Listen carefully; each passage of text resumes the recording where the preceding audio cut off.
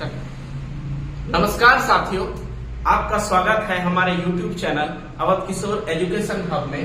मैं आपको आज अल्फाबेट यानी शुरू से इंग्लिश सिखाने की कोशिश करूंगा और आज से हमारा क्लास प्रारंभ हो रहा है।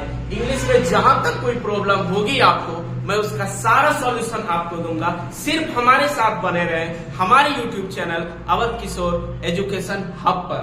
तो आज आपको मैं प्रारंभ से स्टार्ट करता हूं। जो इंग्लिश का सबसे बेसिक चीज होता है अल्फाबेट। आज मैं अल्फाबेट के बारे में संपूर्ण जानकारी दूंगा।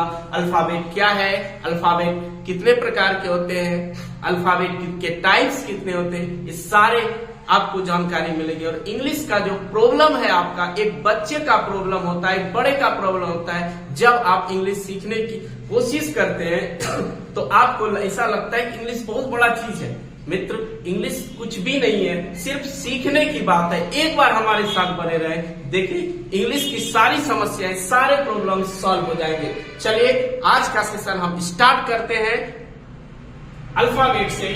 आपको सबसे पहले आपको अल्फाबेट क्या होता है? अल्फाबेट वर्णमाला होता है। जैसे कि आप हिंदी में वर्णमाला समझते हैं, उसी प्रकार इंग्लिश में भी अल्फाबेट्स होता है। ये सभी भाषाओं में अपना अपना अल्फाबेट्स होता है। उसी प्रकार अल्फाबेट हमारे इंग्लिश भाषाओं में भी होता है, जिसको हम लोग हिंदी में वर्णमाला कहते हैं। तो आपको मैं बता दूं, अल्फाबेट का यहाँ पर डिफिनेशन दिया है। देखिए, ए सिस्टम ऑफ कैरेक्टर ऑफ और सिंबल्स रिप्रेजेंट साउंड और थिंग्स। अगर हिंदी में हम इसको कहें तो वर्णों के क्रमबद्ध समूह को वर्णमाला कहते हैं। इसकी संख्या होती है कुल मिलाकर 26। ये 26 होते हैं, जिसमें से आप अल्फाबेट को जब और गहराई से पढ़ेंगे तो हम, जैसे कि आप पढ़ते हैं हिंदी में 52 होते हैं अल्फाबेट्स, तो इंग्लिश में उसी प्रकार 26 होते हैं।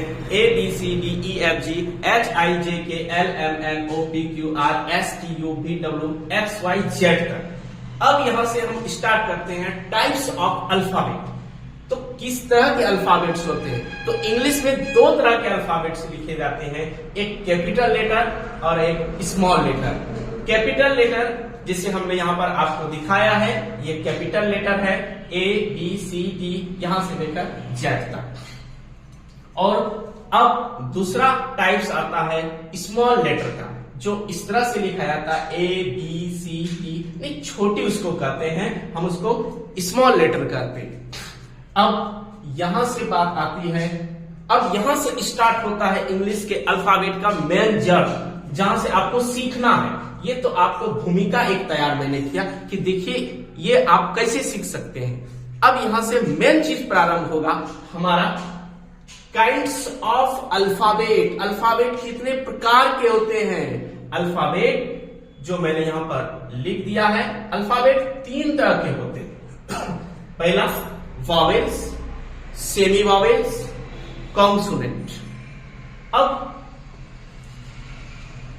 वॉवेल का मतलब होता है, इसको वॉवेल पढ़ते हैं। वॉवेल यहां पर वी का उच्चारण वो आप करेंगे, छोटे छोटे चीज को आप ध्यान देते जाएंगे।